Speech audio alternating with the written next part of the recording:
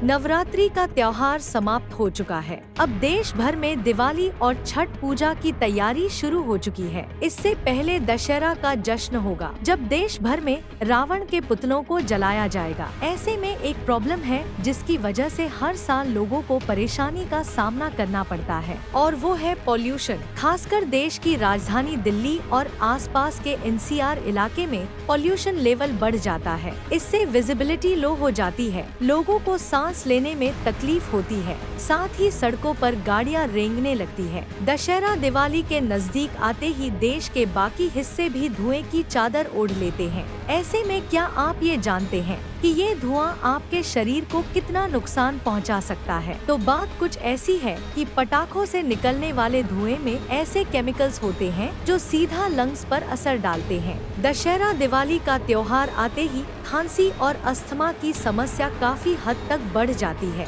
हर साल सरकार दशहरा और दिवाली से पहले पटाखे बैन का ऐलान करती है। हालांकि फिर भी चोरी छुपे पटाखे और आतिशबाजी की जाती है। ऐसे में ये जानना बेहद जरूरी है कि पटाखे जलाने पर पोल्यूटेड एटमॉस्फेयर एक हेल्दी ह्यूमन बीइंग पर कैसा असर डालता है।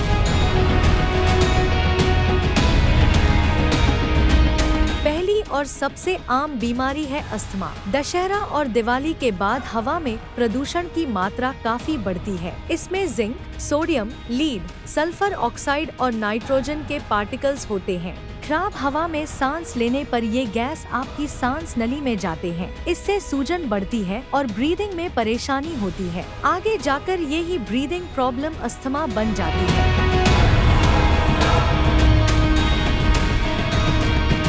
दूसरा सबसे मेजर पॉइंट है हार्ट अटैक। लाजमी है कि खराब हवा में सांस लेने से जब हमारे लंग्स सही तरीके से काम नहीं करेंगे तो इसका सबसे पहले और सबसे ज्यादा असर हमारे दिल पर होगा। ये कहा जाता है कि दिल के मरीजों को पटाखे वाले धुएं से बचकर रहना चाहिए। पटाखे वाले केमिकल्स हार्ट अटैक का भी कारण बनते हैं। एक और वजह है पटाखे की तेज आवाज। आपने अक्सर देखा होगा कि पटाखे जलाने पर आसपास बैठे जानवर और छोटे बच्चे तेज आवाज से डर जाते हैं। इससे उनकी हार्ट बीट तेज हो जाती है, जो कि बॉडी के लिए सही नहीं होता।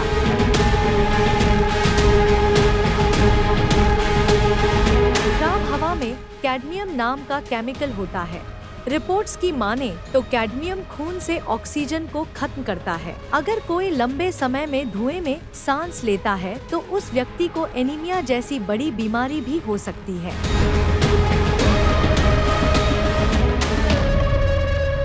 प्रदूषित हवा में सांस लेने से कैंसर जैसी बड़ी बीमारी हो सकती है। पटाखों से फेफड़ों पर असर तो पड़ता ही है, साथ ही पटाखों से निकलने वाली रंग बिरंगे रेज बनाने के लिए कई तरह के केमिकल्स और रेडियोएक्टिव कंपाउंड्स का इस्तेमाल किया जाता है। ये कलरफुल केमिकल्स कैंसर को बढ़ावा दे सकते हैं।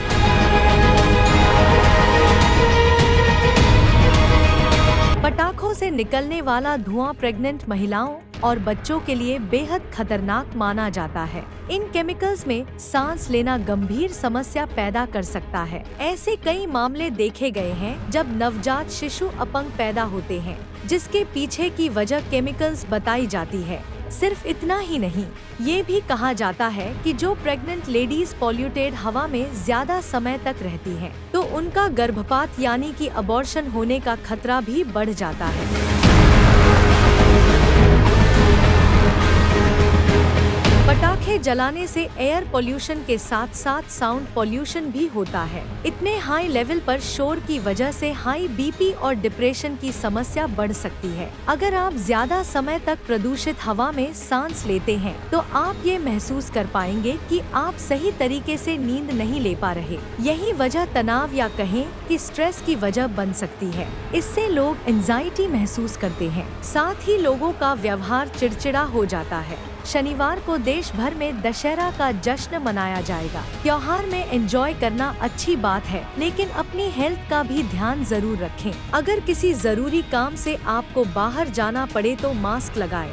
साथ ही पॉसिबल हो तो आप घर पर एयर प्योरीफायर का भी इस्तेमाल कर सकते हैं। इससे आप और आपका परिवार सेफ और हेल्दी रह सकता है और त्योहार का दोगुना मजा उठा सकता है।